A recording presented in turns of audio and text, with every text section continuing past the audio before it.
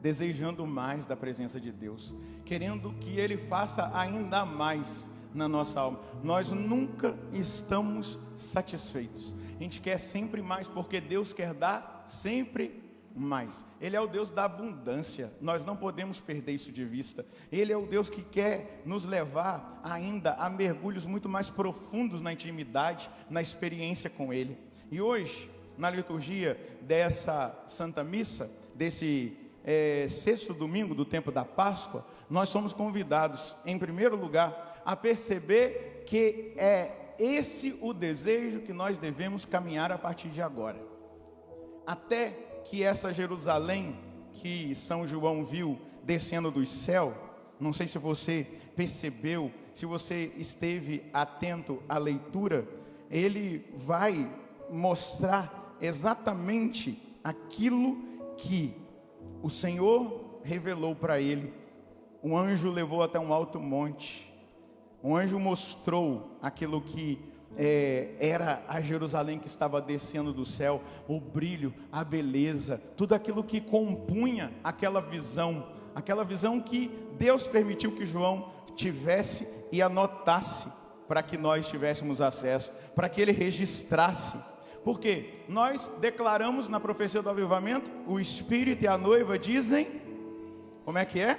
O Espírito e a noiva dizem, vem. Então nós estamos clamando como noiva, como igreja, sendo adornada, sendo preparada, sendo trabalhada pelo Senhor. Nós trazemos no nosso coração esse desejo. Se a esposa ou a noiva que está se preparando para contrair o matrimônio, se a noiva, junto com o Espírito, diante do que o Espírito faz no seu interior, na sua vida, toda a transformação, toda a ação do Espírito, ela clama, vem. Isso revela algo muito importante, que a noiva já sabe qual é o fim. Amém? E qual é o fim? O fim é um encontro. Com quem? Com Jesus. Ele é o alfa e o ômega, o princípio e o fim. É junto dele que nós queremos ficar eternamente. É na presença dele que nós queremos ficar na eternidade. Por quê? Existe um destino. Eu não sei se você tem consciência que existe um destino. Deus tem um destino para a sua vida. Amém? Fala para quem está do seu lado, Deus tem um destino para a sua vida. Deus já traçou um destino. E ele é um destino de salvação. Para cada um. Para você, meu irmão, e para mim, existe um destino estabelecido por Deus. A salvação. O céu. Eu queria que você aplaudisse o seu destino. O seu destino é o céu, é a salvação. O seu destino não é o inferno. O seu destino não é a condenação eterna. O seu destino foi conquistado por um preço alto. Foi dólar? Foi ouro? Prata? Petróleo? Foi o que? Bitcoin? Não. Qual foi o preço pago pelo seu destino? O sangue precioso de nosso Senhor Jesus Cristo. Então aplauda mais uma vez aquilo que Cristo conquistou para você. E a gente não pode jogar fora aquilo que Cristo fez por nós. O inferno é um acidente, é uma pessoa que, sabendo que o seu destino era o céu, ela escolheu outro caminho. Não é a decisão de Deus. A decisão de Deus já foi feita lá na cruz. Deus decidiu. Inclusive, Bento XVI, ele, numa encíclica que ele escreve, falando sobre o amor de Deus, quando ele chega na meditação da cruz, ele fala que Deus Pai foi capaz de virar as costas para o Filho, para que nós fôssemos salvos. Porque o Pai, quando Jesus dizia, Bento XVI, quando Jesus dizia, Pai, por que me abandonaste? O Pai tinha virado as costas para ele, para que ele te salvasse e me salvasse. Isso precisa provocar no nosso coração uma reação.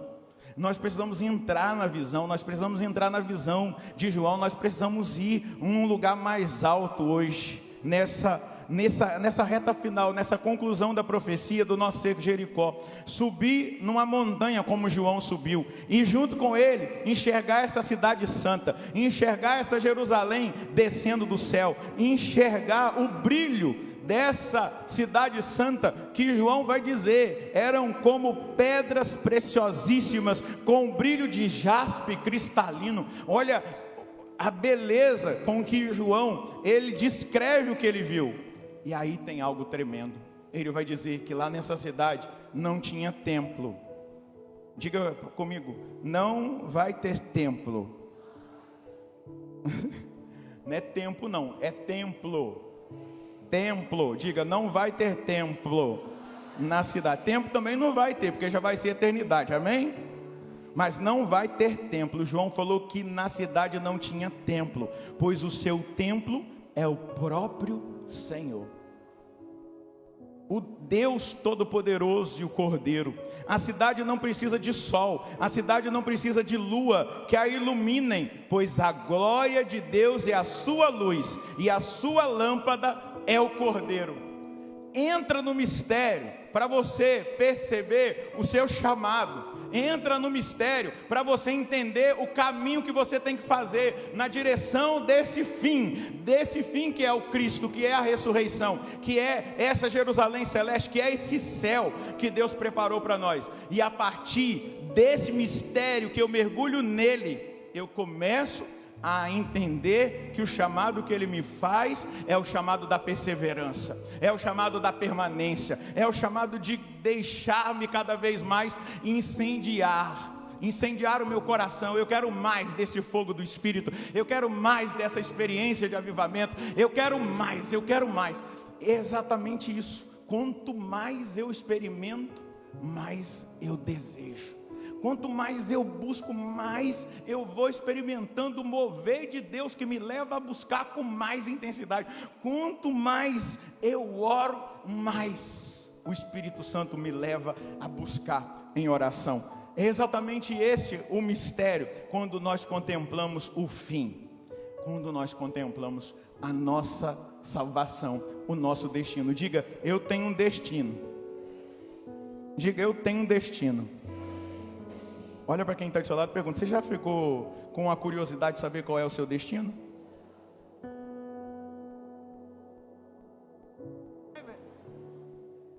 Não é verdade quando acontece alguma coisa na vida de alguém, você fala, nossa, aquilo lá era o destino daquela pessoa. Alguém já falou isso perto de você? Não, só tem um destino. Fala para essa pessoa, eu vou te revelar agora o destino da sua vida. Você vai morar no céu. Esse é o destino da sua vida. Mas vocês sabem de qual ordem religiosa é o Papa Leão XIV? De Santo Agostinho. Ele é agostiniano, não é? Agostinho vai dizer assim: o Deus que te criou sem ti não te salvará sem ti. Amém? Aqui está o segredo, aqui está o mover de Deus que nos impulsiona na perseverança. O Deus que me criou sem mim, eu não tive participação na minha criação. Ele que me tinha no seu pensamento eterno. Antes da criação do mundo, Ele já tinha me escolhido para que eu fosse santo e íntegro no amor. Amém? Você assume essa escolha? Pronto, Ele nos escolheu. E aí a escolha passou pelo meu pai e pela minha mãe. Você lembra o nome do seu pai e da sua mãe? Como que eles se chamam? O meu Onofre, que está lá no céu, minha mãe Marlene. Então o pensamento de Deus sobre mim começou a ter materialidade quando meu pai e minha mãe se uniram no ato conjugal, e ali naquela fecundação do óvulo pelo espermatozoide, eu comecei a existir. Ali o projeto de Deus começa. Eu não participei da minha criação, não tive participação nenhuma. Só depois ali que eu começo a ter a idade da razão, que eu começo a entender quem eu sou, vou me descobrindo na minha identidade, vou descobrindo Deus e toda a maravilha da criação. Mas Agostinho vai dizer: o Deus que te criou sem ti, Ele não te salvará sem ti. O que ele está dizendo? Você precisa assumir o seu caminho de salvação. Não vai haver salvação para mim se eu não assumir esse caminho e dizer: eu me decido andar com Deus, eu me decido caminhar com Ele, eu me decido viver debaixo da lei de Deus, eu me decido por amar a Deus. E hoje nós aprendemos no Evangelho o que é o amor. Amém? Você prestou atenção no Evangelho para você saber o que é amor? Veja só, em primeiro lugar, eu preciso dizer algo para você, que precisa ficar muito claro. Avivamento não é emocionalismo, avivamento não é grito, avivamento não são manifestações exteriores, externas. Isso pode acontecer num ambiente de avivamento, porque o Espírito Santo vem como um vento, e aí ele ali se movimenta, e as coisas acontecem no exterior. Pessoas que choram, pessoas que tremem, pessoas que gritam, pessoas que pulam, pessoas que caem, mas não é isso avivamento. Se a gente ficar na obra exterior, a gente não entendeu o que é avivamento. Avivamento é uma obra interior, é uma transformação contínua. O apóstolo Paulo vai usar essa linguagem: de glória em glória, dia após dia. A vida no Espírito vai sendo edificada, mas ela vai sendo edificada não sem a minha participação. Ela vai sendo edificada com a minha participação. E a minha participação é: eu hoje estou sem vontade de rezar, mas eu vou rezar. Amém? Quem aqui pode aplaudir, se você quer aplaudir? Quem aqui já não passou por isso? Acordou um dia, dormiu em cima do braço, meio mal-humorado, sem vontade. Você acha que eu tenho vontade de rezar todo dia? Não. Às vezes eu acordo meio sem ter descansado, e aí fica aquela: eu desço, lá na minha casa é um sobrado, eu desço do meu quarto, eu não estou com vontade nenhuma, mas eu pego a chave da capela, abro a porta e entro, e fico lá, porque o Deus que me criou sem mim, Ele não me salvará sem mim. Tem dia que está corrido, eu não peguei na palavra de Deus, mas eu vou dar um tempo, e vou pegar a palavra, e vou ali, nem que seja um versículo, ou 5 versículos, eu vou comer a palavra, porque eu preciso participar do processo.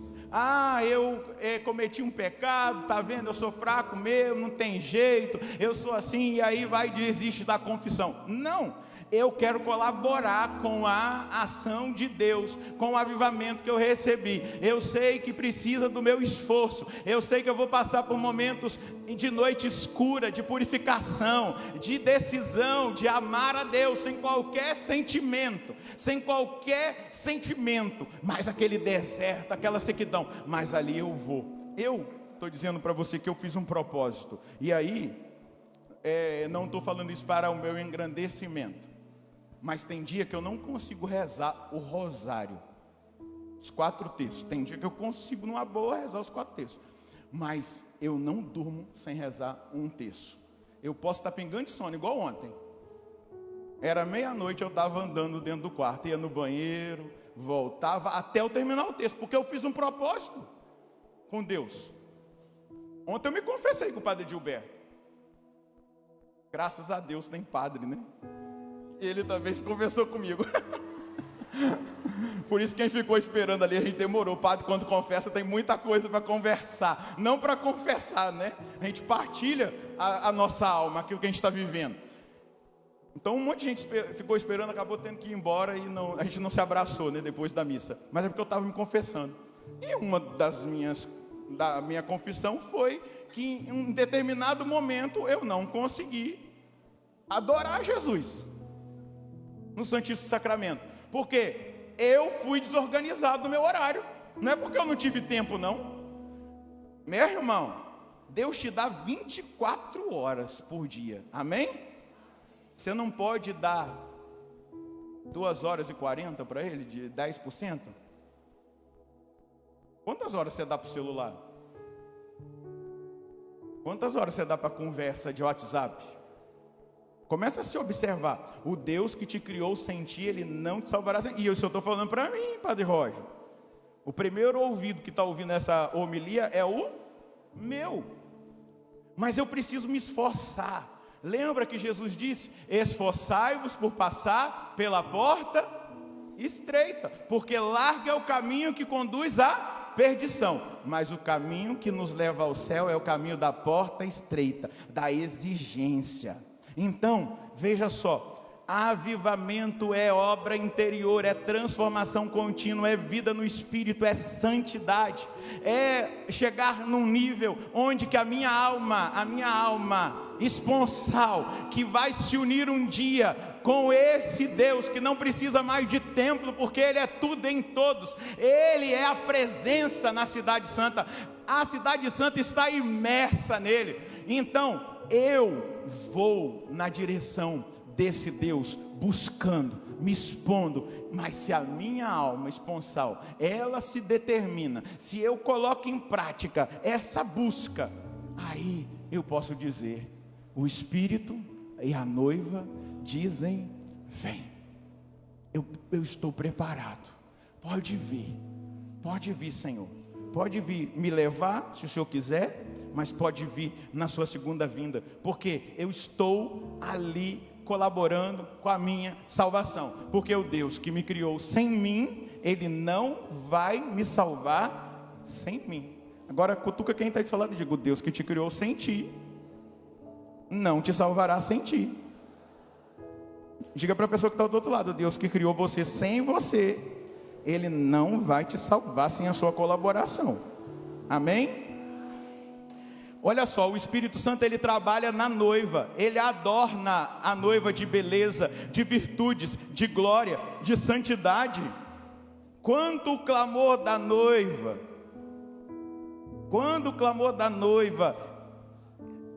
o suspiro da noiva diz: vem, é porque ela já está ornada. Ela expressa quando ela está preparada. Olha o que o texto do Apocalipse, no capítulo 19, vai mostrar para nós. Olha só, capítulo 19 do livro do Apocalipse, versículo 6. Eu acho que eu li esse texto em algum momento aqui. Eu ouvi ainda, com voz de uma grande multidão, como a voz de águas torrenciais, como a voz de fortes trovões, dizendo: aleluia, o Senhor nosso Deus, o Todo-Poderoso, passou a reinar. Alegremo-nos e exultemos, demos glória a Deus, porque chegou o tempo das núpcias do Cordeiro, e sua esposa já se preparou. A ela foi dado vestir-se com linho brilhante e puro. O linho significa as obras justas do santo. É a santidade que embeleza a igreja, é a santidade que orna a igreja, é a santidade. E de onde vem essa santidade? Pergunta para esse irmão se ele sabe. Fala para ele: de onde vem essa santidade? Pergunta para ele: de onde vem essa santidade? De onde? Ele te respondeu? Fala para ele: do amor. Fala do amor de Deus. Fala para o outro irmão que está do outro lado, diga: de onde vem essa santidade? Do amor de Deus. Mas também do meu amor a Deus. Amém? Com toda a força, entendimento, com toda a minha alma. O que é santidade? Diga: padre, o que é santidade? Santidade é amor. O que é santidade? E quem é o santo? Quem é o santo? Jesus? Claro, Ele é santíssimo. Mas quem é o santo? A pessoa que se santifica. Quem você admira que já chegou aos altares? São Padre Pio, Helena Guerra, mais quem? Carla Cutis, mais quem? Santa Rita, Santo Agostinho. Quem são eles para nós? O que é o santo? É aquele que amou mais a Deus. Amém? Ele amou mais a Deus do que a si mesmo. Amém? Ele amou mais a Deus do que o mundo. Amém? Ele amou mais a Deus do que os prazeres, do que o conforto, do que o orgulho, do que a vaidade. Santidade é amar. E aí, Jesus vai ensinar para a gente no Evangelho o que é amar. Faz assim no seu coração, ó. Amar não é um sentimento, um sentimentalismo que passa. Amar é uma atitude concreta. O verdadeiro amor, ele se revela em atitudes concretas. Vamos deixar o Jesus então dizer para a gente o que é amar? Em primeiro lugar, o Evangelho de hoje vai nos mostrar que o amor é uma atitude. João 14, 23. Se alguém me ama, guardará a minha palavra, e o meu Pai o amará, e nós viremos e faremos nele a nossa morada. Vou repetir o que é amar. Se alguém me ama, guardará a minha palavra. O que é amar a Deus? Eu vou lá e faço na capela: Jesus, eu te amo, eu vim aqui para dizer que eu te amo, e dar aquele espetáculo. Sai da capela, xinga. Sai da capela,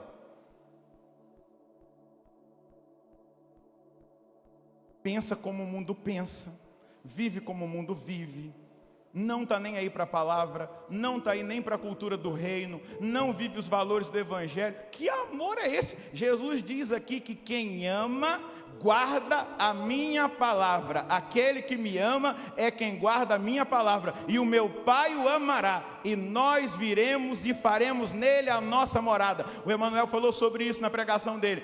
O que é ser na habitação da Trindade? Como que eu permaneço sendo alguém que a Trindade habita no meu coração? O Pai, o Filho e o Espírito Santo. Jesus está dizendo: nós viremos e faremos a morada nele. Só há possibilidade se eu permanecer em estado de graça. Olha para quem está do seu lado e diga: estado de graça. Olha para quem está do outro lado e diga: estado de graça. Passa sua mãozinha agora no seu coração e diga: Ele vai fazer morada no meu coração, em mim, quando eu estou em estado de graça, quando eu estou amando Deus sobre todas as coisas, quando eu estou guardando a palavra dele, que é a palavra do Pai. O Pai amará, e nós viremos e faremos nele a nossa morada. Nós seremos habitados pela Santíssima Trindade. O pecado mortal expulsa Deus da nossa alma, pois não há mais virtude da caridade, não tem amor. Quando eu amo mais a mim mesmo, quando eu amo mais o pecado, quando eu amo mais a minha vontade, quando eu deixo a palavra de Deus para fazer a minha vontade, e aí eu me rebelo contra Deus, e aí eu viro as costas para Deus porque eu quero a minha vontade, não existe amor, não existe caridade. A gente perde a virtude da caridade.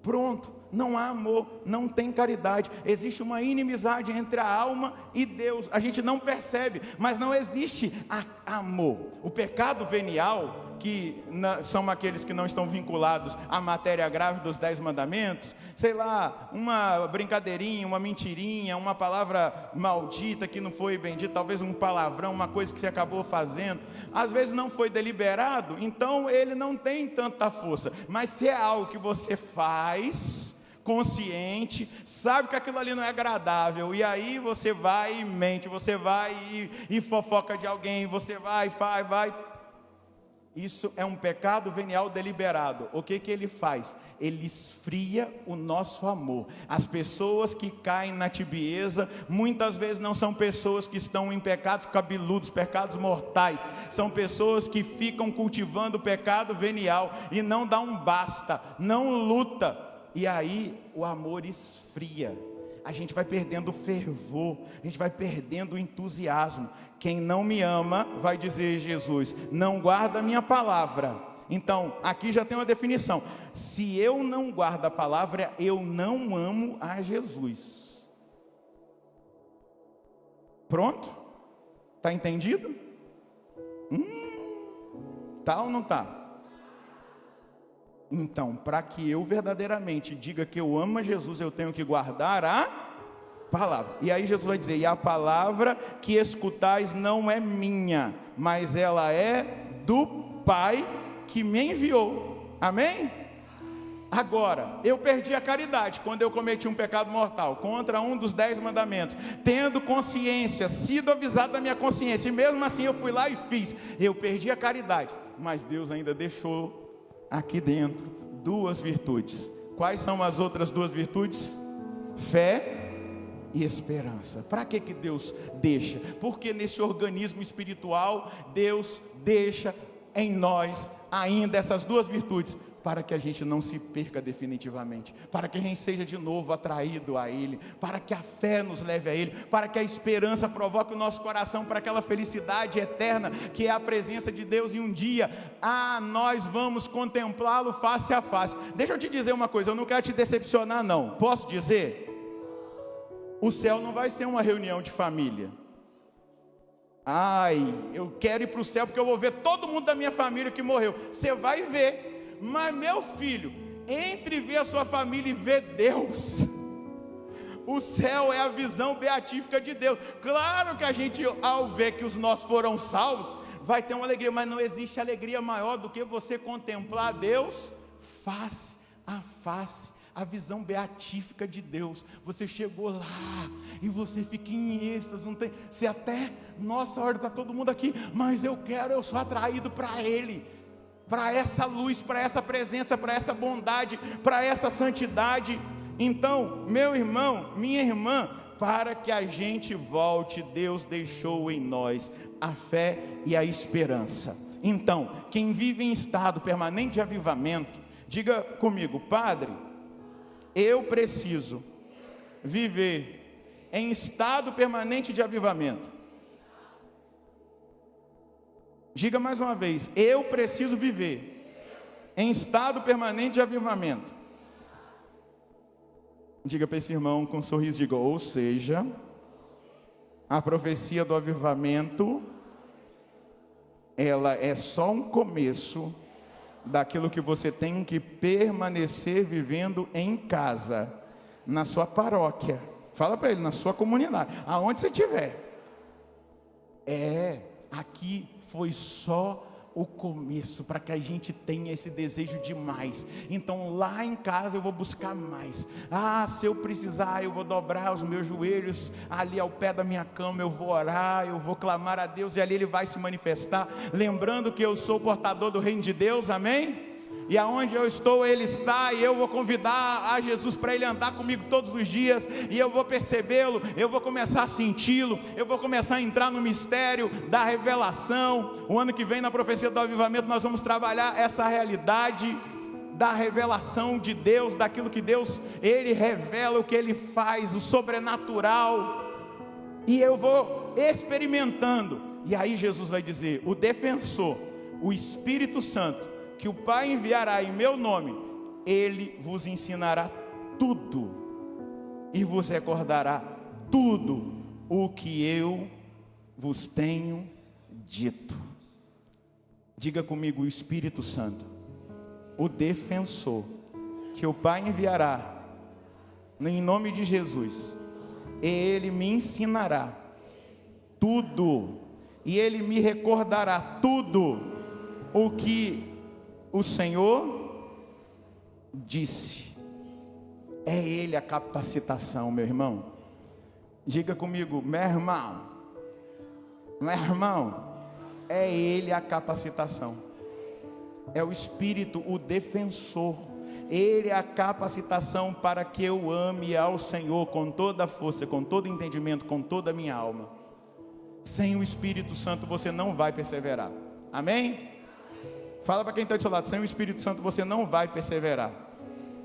É por isso que o apóstolo Paulo, na carta aos Romanos, no capítulo 12, no versículo 11, ele vai dizer: sede fervorosos do Espírito e servi a Deus. Amém? Apocalipse 2:5, lembra-te de onde caíste, arrepende-te e volta às práticas das primeiras obras. Mantém-te no primitivo fervor, mantém-te no primeiro amor. Mateus 24:13, quem perseverar até o fim será salvo. Repita comigo: quem perseverar até o fim será salvo. Diga mais uma vez: mas quem perseverar até o fim será salvo. Depois o apóstolo Paulo vai dizer aos Tessalonicenses: não apagueis o Espírito. Segura na mão de quem está do seu lado, balança a mão desse irmão e diga: meu irmão, você não pode deixar o fogo apagar. O avivamento não é um evento, ele é um estado de espírito, não é apenas um encontro, ele é um caminho de perseverança, de permanência no fogo do Espírito Santo, na intimidade do Espírito Santo. Balança a mão desse irmão e o fogo, ele precisa ser alimentado todos os dias, para que ele não se apague. Diga para esse irmão: você precisa criar um ambiente de relacionamento com o Espírito Santo, e a partir dele com Jesus, todos os dias, e aí o fogo não vai se apagar. Quem não alimenta o fogo com a oração, com a palavra, com a obediência, com a Eucaristia, com a Virgem Maria, quem não alimenta, esse fogo apaga e tudo vira cinza. Balança a mão desse irmão: meu irmão, chegou a hora de você amadurecer. O ano que vem vai ter profecia do avivamento aqui. Diga: diga: vai ter profecia do avivamento aqui. Mas eu espero, eu profetizo que você não vai chegar aqui para ser avivado. Você vai chegar aqui para receber mais, porque você vai permanecer em estado de avivamento. Porque não é possível que a gente vai ficar precisando fazer profecia do avivamento para ser avivado todo ano. Não, você tem que chegar aqui pegando fogo, para que o fogo cresça mais, amém? É isso. Porque senão a gente vai ficar nessa e não cresce, não avança, não vive aquilo que Deus pensou para nós. Eu vou terminar. São João Crisóstomo vai dizer assim: se somos fracos, o fogo do Espírito nos fortalece. Ele vem para nos consumir e transformar, mas ele só permanece em nós se nós deixamos o pecado. Posso repetir? Se somos fracos, o fogo do Espírito nos fortalece. Ele vem para nos consumir e transformar, mas só permanece em nós o fogo do Espírito se nós deixarmos o pecado. São Serafim de Sarov, ele vai dizer assim: adquire o espírito de paz, e milhares ao teu redor serão salvos. Santa Catarina de Sena: se fores o que deveis ser, incendiareis o mundo inteiro. Fica de pé. Um dia, Deus falou com Moisés, e Moisés recebeu uma ordem de Deus, e a ordem era essa. Levítico capítulo 6, dá, versículo 1, a Arão e aos seus filhos esta ordem. Esta é a lei do holocausto. O holocausto ficará sobre o fogo do altar a noite inteira, até amanhã, com o fogo do altar aceso. O sacerdote vestirá sua túnica e também os calções de linho sobre o corpo. E quando o fogo tiver consumido o holocausto sobre o altar, removerá cinzas e depositará ao lado do altar. Então tirará suas vestes e porá outras, e levará cinzas para fora do acampamento, a um lugar puro. O fogo que arde sobre o altar jamais deve apagar-se. Coloca a mão sobre o seu coração é o altar. Repita com a palavra de Deus: o fogo que arde sobre o altar jamais deve apagar-se. Qual é o seu nome? Eu vou dizer o meu, você diz o seu. Padre Roger Luiz da Silva. O fogo que arde sobre o altar do seu coração jamais deve apagar-se. E aí a ordem de Deus é essa: todas as manhãs o sacerdote acenderá nele a lenha, disporá sobre ele o holocausto e queimará sobre ele a gordura dos sacrifícios de paz. O fogo arderá no altar continuamente e não se apagará. Todos os dias eu vou colocar lenha no fogo, para que o fogo do altar não pare de arder, não pare de queimar. Eu vou colocar o fogo da oração, o fogo da palavra, o fogo do arrependimento dos meus pecados. Eu vou colocar o fogo da vivência dos sacramentos. Eu vou colocar o fogo da intimidade com a Virgem Maria. Eu vou colocar o fogo da intimidade com Jesus Cristo, na amizade com Ele. E o fogo jamais apagará. Segura na mão de quem está do seu lado e diga: existe uma ordem ao final dessa profecia de 2025, e a ordem vem de Deus. Balança a mão desse irmão. Você não pode e não poderá deixar o fogo do altar do seu coração se apagar.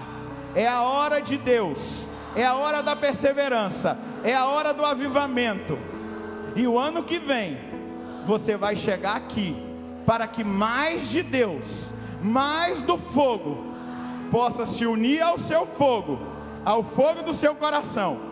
E aí a labareda vai crescendo, crescendo, crescendo. Balança a mão dele, diga: vai crescendo, vai crescendo, vai crescendo, vai tomando uma proporção de santidade. Você vai crescendo na virtude, você vai crescendo na decisão, porque o fogo jamais deixou de arder no seu coração. Aleluia. É essa a ordem do Senhor. Não deixa o fogo se apagar. Não deixa o fogo, não permita que o fogo deixe de arder no altar do seu coração. Ergue as suas mãos e canta: ah, eu te quero. Quanto mais eu te quero, mais eu te experimento, mais eu te desejo. Eu quero mais, eu quero mais. Ergue os seus braços e canta. Quanto mais te tenho, mais te desejo. Quanto mais em mim estás, mais de ti preciso. Não posso mais ficar sem tua presença em mim. Canta, canta isso pra ele. Canta, Senhor, canta. Quanto mais te tenho, mais te desejo. Quanto mais em mim estás, mais de ti preciso. Não posso mais ficar sem tua presença em mim. Eu quero ouvir a igreja, a noiva que está sendo preparada. Quanto mais te tenho, mais te desejo. Quanto mais em mim estás, mais de ti preciso. Não posso mais ficar sem tua presença em mim. Essa é a sua oração. Essa é a sua oração. Reza com essa música. Canta. Quanto mais te tenho, mais te desejo. Eu não vou deixar o fogo se apagar. Eu não vou viver em pecado. Eu vou viver em estado de graça. Não posso mais sem tua presença em mim. Ergue o mais alto que você puder os seus braços. Chama a atenção dele. Chama a atenção dele. Chama. Quanto mais te tenho, mais te desejo. Quanto mais em mim estás, mais de ti preciso. Não posso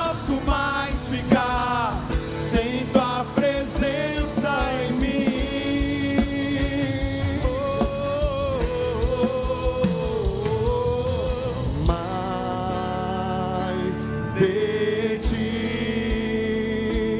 do teu amor, mais de ti. Quero mais de ti, Senhor. Canta mais. De ti. Mais fogo, mais avivamento, mais santidade. Vai. Amor, mais de ti. Quero mais de ti, Senhor. Diga mais de ti, vá. Mais de ti, do teu amor, do teu fogo, Deus. Mais de ti. Quero mais de ti, Senhor. Quanto mais te tenho, mais te desejo. Quanto mais em mim estás, mais de ti preciso. Não posso mais ficar sem tua presença em mim.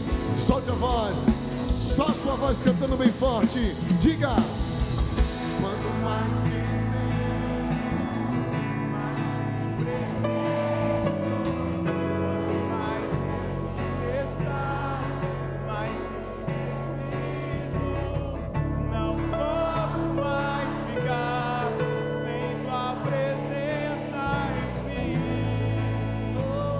Ora no Espírito por um instantezinho, vai. Solta a sua voz. E deixa o fogo arder.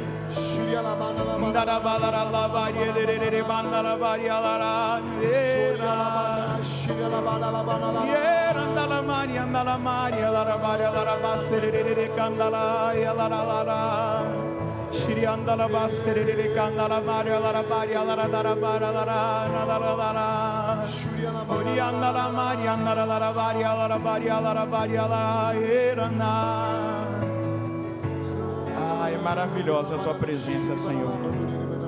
Eu não posso mais viver sem a tua presença, Senhor.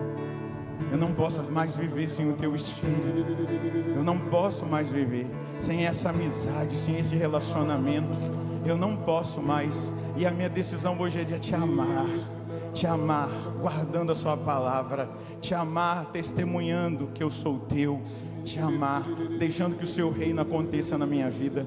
Obrigado, Senhor. Agradeça a Ele pela presença, agradeça. Fala, muito obrigado, Senhor. Eu já posso imaginar o que será na Jerusalém celeste. Eu já posso imaginar. Se aqui a gente experimenta, Senhor Deus, esses lampejos da sua glória, da sua presença, da sua santidade. Imagina, Senhor, o que é estar na sua presença, o que é contemplá-lo face a face. O melhor será encontrar o Senhor face a face. Na visão beatífica, o melhor será te encontrar. Muito obrigado. Eu vou perseverar. Bata no peito e diga: eu vou perseverar. Bata no peito e diga: eu vou perseverar. Faz um compromisso, diga: eu vou perseverar. Eu vou perseverar. E deixa eu dizer uma coisa para você. Se você voltar para casa, para a sua comunidade, e as pessoas te verem buscando com essa intensidade, e elas disserem que você está fanático, dê um glória a Deus. Sabe por quê? Porque existe um espírito de frieza tão grande em muitos lugares na igreja, que aqueles que são mornos acham que estão quentes. Então quando alguém que está fervendo do espírito chega perto de um morno, ele fala: você é um exagerado. Não, ele que está na tibieza e que precisa se reacender, porque não dá quase nada para Deus e acha que já está dando muito. E você vai dar para Deus mais da presença, mais, eu quero mais. Não ligue se te chamarem de o quê? Fanático.